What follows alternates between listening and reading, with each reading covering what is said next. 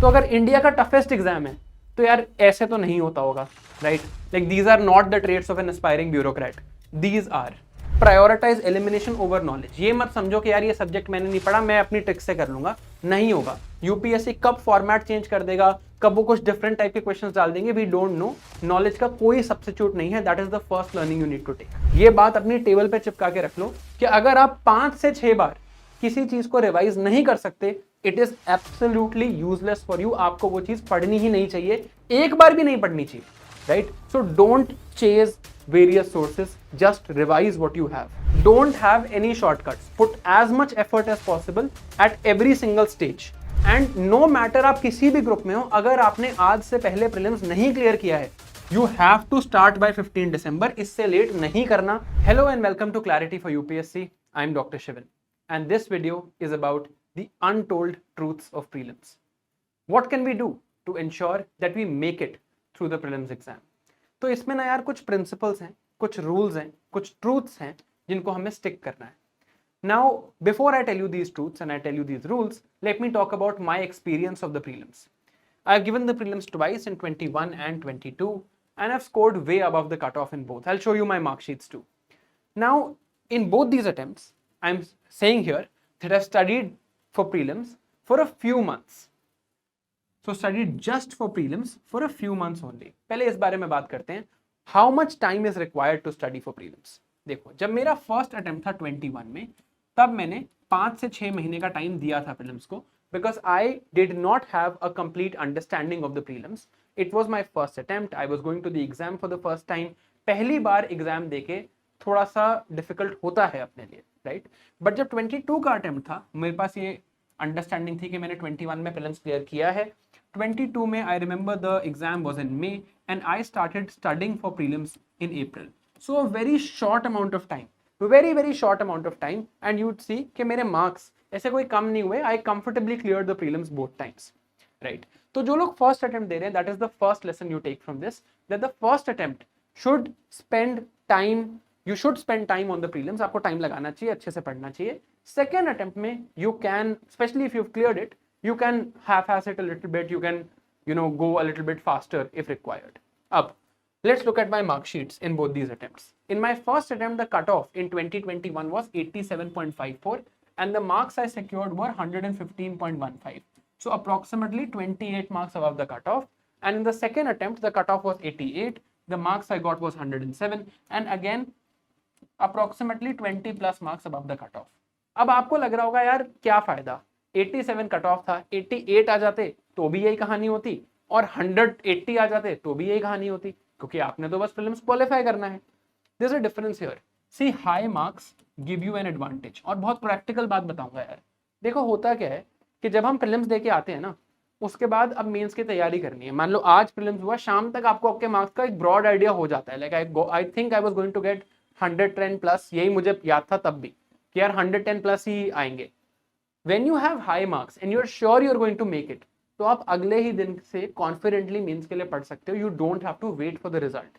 But अगर आपको result के लिए वेट करना पड़ गया ना, तो आपके अप्रोक्सीमेटली 15 to 20 डेज बर्बाद होते हैं इस वेट में, और ये 15 to 20 डेज का जो टाइम है, ये मेंस में बहुत कॉस्ट करता है हमें। So high marks do have an advantage.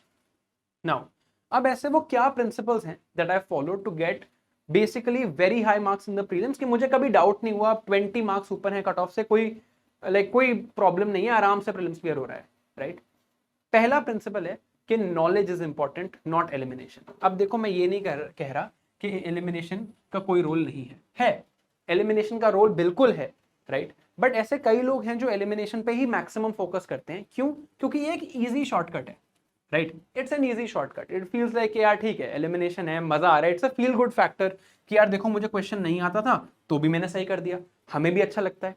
आपको लगता है गेसिंग नहीं है, ये तो इंटेलिजेंट गेसिंग है, एंड ये बात कहीं तक सच भी है। Like I am not saying this is wrong, right? But these are the people who are stuck between 80 and 90 marks. आप देखोगे कि ये लोग 80-90 मार्क्स के बीच में स्टक हैं।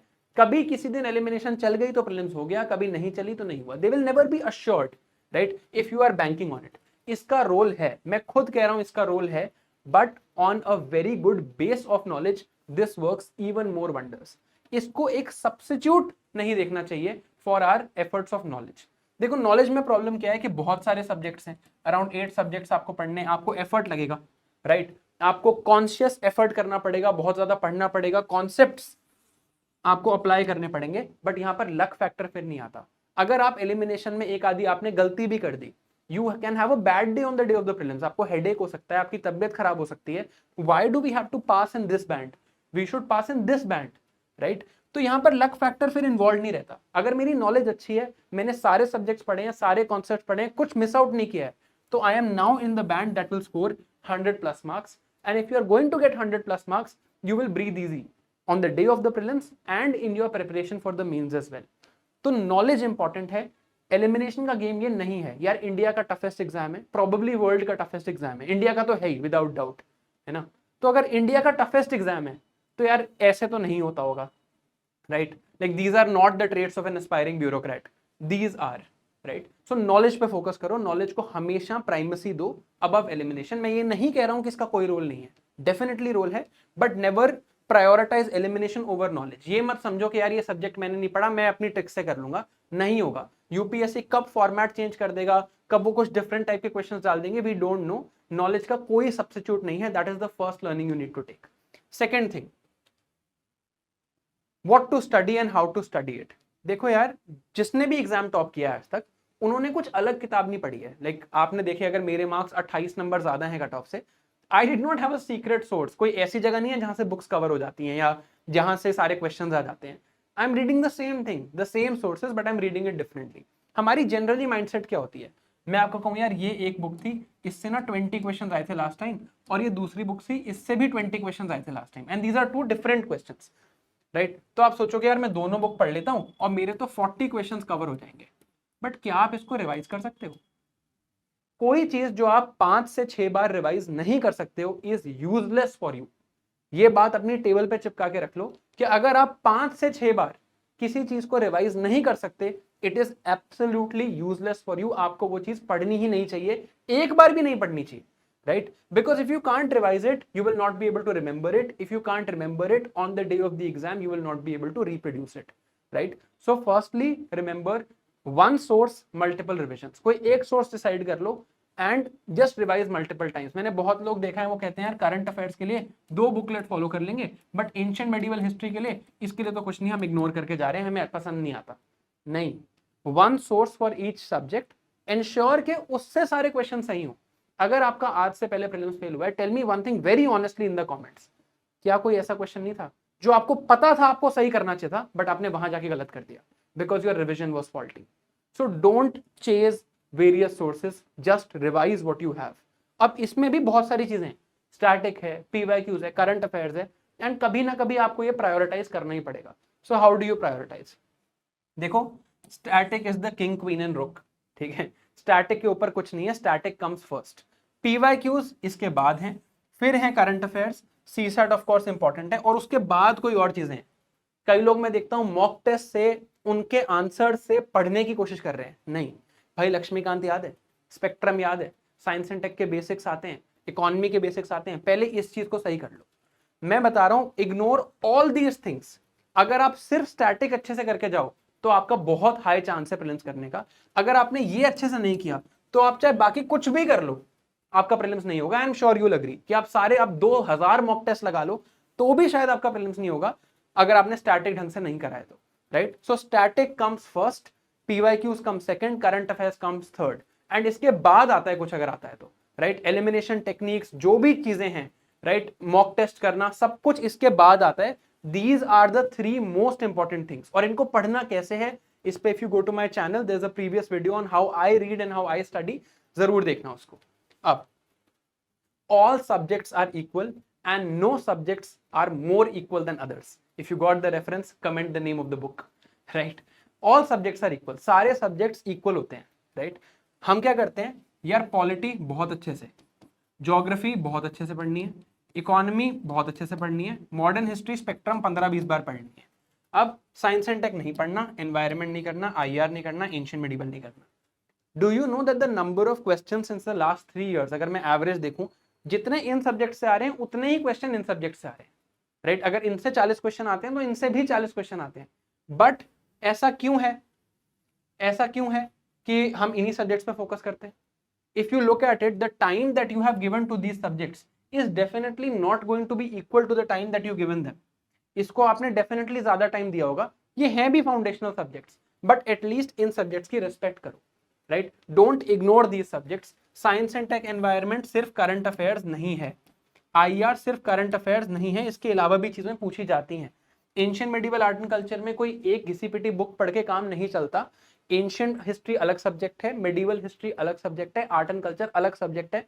तीनों के लिए एक एक बुक पढ़नी पड़ती है। सिर्फ एक बुक ऊपर ऊपर से पढ़ के इस सब्जेक्ट को, क्योंकि आपको बोरिंग लगता है, इस सब्जेक्ट को ऐसे पढ़ने का फायदा नहीं है, ठीक है? So please read every subject. अगर आप इनको इक्वली ट्रीट करोगे तो आपको on the day of the prelims आपको फील होगा that your horizon has expanded.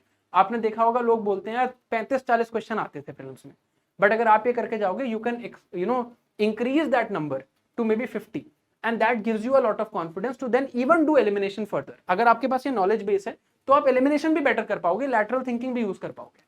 अब next principle, cut off myth होता है, राइट? हम में से कई लोगों को ये नहीं पता, बट यूपीएससी अपने हिसाब से कट ऑफ नहीं बनाता। कट ऑफ बनता कैसे है? लेट्स से कि 13,000 लोगों ने मेंस देना है, ये नंबर यूपीएससी डिसाइड करता है कि कितने लोग मेंस देंगे, राइट? तो लेट्स से 6 लाख लोगों ने पेपर दिया and 13,000 are going to give mains, right? तो UPSC obviously this will happen category wise. UPSC सब लोगों के मार्क्स लिखेगा ऐसे लिस्ट में, ये 1 ऐसे 10 ऐसे करके सबके मार्क्स लिखेगा, और जो 13,000th पर्सन होगा, ये पर्सन होगा, इसके नीचे जितने लोग होंगे वो नहीं देंगे। So you basically have to get 13,000 rank. तो 13,000 नंबर पे, इस रैंक पे जो बंदा है, इसके जितने भी मार्क्स आते हैं वो यूपीएससी कह देता है this was the cut off. UPSC doesn't decide the number by itself. तो आप सोचो आपको करना क्या है? You have to be better than this last person who is giving mains. ये जो 13,000th पर्सन है इससे बेटर होना है। कोई आर्बिट्ररी नंबर हम चेज नहीं कर रहे हैं, we have to be better than others. अब मैथ्स में एक चीज होती है जिसे हम कहते हैं नॉर्मल डिस्ट्रीब्यूशन, राइट? प्रोबेबिलिटी में आप लोगों ने पढ़ा होगा, ऐसे एक नॉर्मल डिस्ट्रीब्यूशन होती है।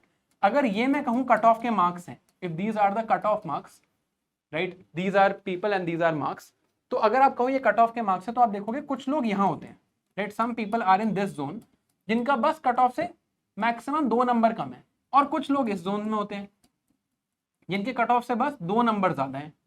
इनको ये नहीं पता ये फेल क्यों हो गए, these people don't know why they failed, इनके पास 2 ही मार्क्स कम है।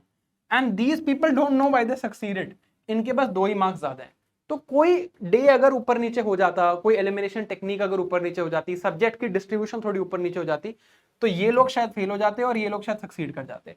तो हमें यार इस जोन में भिन भिनाना नहीं है, ठीक है? हमें ये जोन एम ही नहीं करना कि हम कट ऑफ से 2 नंबर ऊपर 2 नंबर नीचे, ऐसे जस्ट ओके जस्ट बेटर, ये हम नहीं करें। Now these are those people who ignore all these things. आपको दिखेगा कि कई लोग सिर्फ करंट अफेयर्स पढ़ रहे हैं, ढंग से सब्जेक्ट्स नहीं पढ़ रहे, पीवाईक्यूज भी ढंग से नहीं कर रहे, उनका भी प्रीलिम्स हो रहा है, but you will always find them in this zone. 90 marks, 88 cut off है, 92 मार्क्स आ रहे हैं। भाई 2 क्वेश्चन गलत हो जाते हैं, 2 क्वेश्चन यूपीएससी आंसर गलत दे देता, आप तो देने लग गए हैं, तो आप ऊपर नीचे हो जाते हैं। So why to aim in this zone, right? We should aim to be in this zone.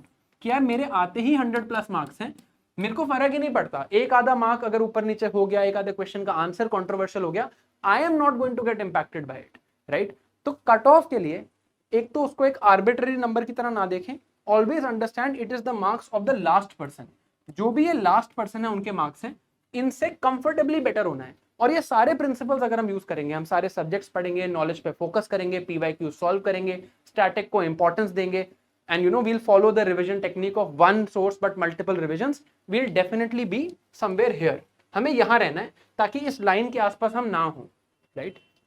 Then कोई भी शॉर्टकट नहीं है यार, राइट? कोई अगर आपको कह रहा है कि इस शॉर्टकट से प्रीलिम्स हो जाएगा तो झूठ बोल रहा है आपसे, और ये चीज अब आप याद कर लो, right? I tell you what, अभी आपको लग रहा है कि कोई शॉर्टकट नहीं है, आप अग्री करोगे इस बात को, ठीक है? बट मुझे पता है अप्रैल मई में क्या होता है। अप्रैल में कहते हैं अरे ये देखो 10 page short notes for polity, 5 page short notes for environment, covering entire ancient history in 2 hours। नहीं हो सकती। अगर आप खुद उपिंदर सिंह मैम को भी बोलोगे ना, who is probably the goddess of ancient history, वो भी आपको 2 घंटे में इतनी ancient history नहीं पढ़ा सकती कि आपके क्वेश्चन सही हो जाएं। बट आप देखोगे तो लोग ये चीजें करते हैं। These things are done and these just waste your time, right? आपको शॉर्टकट लग रहा है यार, कोई मेरे साथ PT 365 मुझे पढ़ा दे, भाई वो पीडीएफ रीड कर रहा है बैठ के और आप देख रहे हो, this shortcut will not work, आपको खुद ही पढ़ना पड़ेगा। There is a very good saying which says if you want to go to heaven you will have to die yourself. अगर आपको स्वर्ग जाना है तो खुद ही मरना पड़ेगा, कोई और नहीं मर सकता आपके लिए, right? So you can't have any particular shortcut here, कोई शॉर्टकट नहीं चलेगा, कुछ नहीं चलेगा, you will have to put in the hours, it's a grind, it's difficult, it's going to make you cry, बहुत मेहनत लगेगी, स्टैटिक भी पढ़ना है, पीवाईक्यूज भी करने हैं, मॉक टेस्ट भी करने हैं, करंट अफेयर्स भी करने हैं, you have to do everything and effort लगाओ। Till you don't put in active effort you will not get results. किसी भी शॉर्टकट में जहां आपको ये चीज लग रही है ना कि यार ये मैं कर लेता हूं मेरा जल्दी से हो जाएगा, it is not going to work, long run में आपको वो डिविडेंड्स नहीं देगा, राइट? और दुनिया में हर जगह ट्रू है यार, ये कहां ऐसी चीज है जहां शॉर्टकट वर्क करता है? तो वर्ल्ड के one of the most difficult exams में ये तो नहीं वर्क करने वाला है। So keep this in mind, don't have any shortcuts, put as much effort as possible at every single stage. Lastly ये क्वेश्चन कि क्या आप मेंस रेडी हो? देखो यार, हम लोगों ने ये डिस्कशन करी थी कि हम दिसंबर तक मेंस पढ़ेंगे, राइट? अब आप कहोगे सर आप प्रीलिम्स की बात कर रहे हो। हाँ मैं कर रहा हूँ, एंड लेट्स अंडरस्टैंड दिस। देखो हमने क्या टारगेट रखा था दिसंबर में कि हमें दिसंबर तक 5 आउट ऑफ 7 पेपर्स डिलीवर करने हैं। We have to deliver 5 out of 7 papers, right? अब ये 5 पेपर कौन से हैं जो हमने फॉलो किए हैं मेंस रेडी बाय दिसंबर में? We have covered GS2, we have covered GS3 and we have covered GS4. ये 3 पेपर कवर करो एंड इंश्योर करो कि ऑप्शनल के आपके दोनों पेपर्स की क्लासेस हो गई हैं, राइट? कि आपके पास कोई वीडियो देखने के लिए नहीं बची, आपने मोस्टली अपनी क्लासेस देख ली हैं। अगर आप सेल्फ स्टडी कर रहे हो तो आपने ऑलमोस्ट सारी बुक्स 2 बार पढ़ ली हैं। You actually know what your optional is all about, आपको आता है। अगर आपने ये कर लिया है you should switch to prelims. अब मैंने आपको क्या रिकमेंडेशन दी है कि यार 2 तरह के लोग हैं, एक वो लोग हैं जो फर्स्ट अटेम्प्ट दे रहे हैं या उनके कभी भी अच्छे मार्क्स नहीं आए हैं, प्रीलिम्स उनको हमेशा एक चैलेंज लगता है, तो आप लोग नवंबर 15 से या नवंबर 17 से प्रीलिम्स को स्टार्ट कर सकते हो। But that does not mean कि आप मेंस को बिल्कुल इग्नोर कर दो, right? This 1 month from November to December, 1 month will be a transition month for you, जहां आप थोड़ा टाइम प्रीलिम्स को दोगे और आधा टाइम मेंस को दोगे। So you split your day into 50-50। जो सेकंड ग्रुप ऑफ पीपल है ये वो है जिनके 75 to 80 मार्क्स आ चुके हैं प्रीलिम्स में, तो उन्हें लगता है यार ठीक है हमें एक डिसेंट अंडरस्टैंडिंग है, थोड़ी और मेहनत करेंगे तो हम प्रीलिम्स निकाल लेंगे, right? For these people I would say the hard stop date is December 15th। December 15 से लेट मत करना, this is my recommendation. Of course you can have a different mindset, अगर आपको लगता है कि यार January 15th के बाद भी मैं कर लूंगा तो ठीक है, that's up to you, but this is my recommendation. अगर आप ऐसे ग्रुप में हो कि आप अपना फर्स्ट अटेम्प्ट दे रहे हो या आप बिल्कुल ही प्रीलिम्स में कंफर्टेबल नहीं हो, तो आप नवंबर 15 से स्विच करो, इसमें से जितना मैक्सिमम अचीव कर सकते हो कर लो, राइट? एंड नो मैटर आप किसी भी ग्रुप में हो, अगर आपने आज से पहले प्रीलिम्स नहीं क्लियर किया है you have to start by 15 December, इससे लेट नहीं करना, चाहे कुछ भी हो जाए। Don't get later than this, because उससे क्या होगा फिर बाद में आप पे बहुत प्रेशर बिल्डअप होगा। शुरू में टाइम लगा लोगे तो बाद में थोड़ा ईजी हो जाएगा आपके लिए, राइट? अब ये हमारा टारगेट है। Now what is the corollary of this? इससे हमें क्या समझ आता है? इससे हमें समझ आता है कि December 15 तक ही हमारे पास टाइम है टू अचीव दिस टारगेट। तो अगर आप mains ready by December follow कर रहे हो और आपने डिसाइड कर लिया है कि यार मैं December 15 से स्विच करूंगा, it's absolutely fine, it's absolutely okay, but then guys let's focus on then at least this should be something that you achieve. Time है अभी, चाहे आप एसए और GS1 नेक्स्ट ईयर के लिए छोड़ दो, that's fine, essay next year हो सकता है cover, right? It's possible to do it. आप छोड़ना चाहते हो आप छोड़ दो, इन 3 चीजों को मिस मत करो। Don't miss out on these 3 papers and your 2 papers of optional, उनका एक बेसिक कवर कर लो। अगर ये सिचुएशन आ गई है, if you have reached this situation transition, और ये सिचुएशन नहीं भी आई है तो 15 दिसंबर को तो करना ही है, राइट? देखो यार, लास्ट मैसेज में आपको ये कहूंगा, मैं ना 3 मंथ्स के नाम लिखता हूं, राइट? एक है फरवरी, एक है मार्च, एक है अप्रैल। इन 3 मंथ्स में ना आपको पूरी यूपीएससी की जनता पढ़ाई करती हुई दिखेगी। Everybody will study in these 3 months, but ये वो लोग नहीं है जो इस ग्राफ में इस कॉर्नर पे हैं। These are not these people, ये लोग हैं जो यहाँ रहते हैं, राइट? अगर हमें 100+ मार्क्स सिक्योर करने हैं, अगर हमें इंश्योर करना है that we are way ahead of our competition, तो हमें नवंबर, दिसंबर और जनवरी में भी पढ़ाई करनी पड़ेगी। अब मैं ये नहीं कह रहा कि आप सिर्फ प्रीलिम्स की पढ़ाई करो, ऑफ कोर्स अगर आपका मेंस का जो प्लान है आप उसको फॉलो करो, जो हम MRBD में फॉलो कर रहे हैं उसको फॉलो करो, बट इन 3 मंथ्स में don't let your effort subside, इसको जाने मत दो, राइट? डोंट से कि यार ठीक है देख लेंगे अभी तो बहुत टाइम है, नहीं है बहुत time, right? Only people who will study very efficiently over these next 6 months will make it, right? And most people will not study, और यहीं पे आधे लोग छट जाएंगे, ठीक है? तो प्लीज इन मंथ्स को अच्छे से यूटिलाइज करें। And again I just show you the mains target, ये 3 पेपर, 2 ऑप्शनल के paper, if you can do this then you can ensure कि यार आप ट्रांजिशन कर रहे हो। फर्स्ट अटेम्प्ट है, कंफर्टेबल नहीं हो तो 15 नवंबर से स्टार्ट कर लो, सेकेंड अटेम्प्ट है, सेकेंड अटेम्प्ट ऑनवर्ड्स है ये, और ये सब आपने अचीव कर लिया है तो 15 दिसंबर से स्टार्ट कर लो, but not later than this, इससे लेट मत करना। So I hope this video helped, and that's all I had to say, and I'll see you guys next time. Bye bye.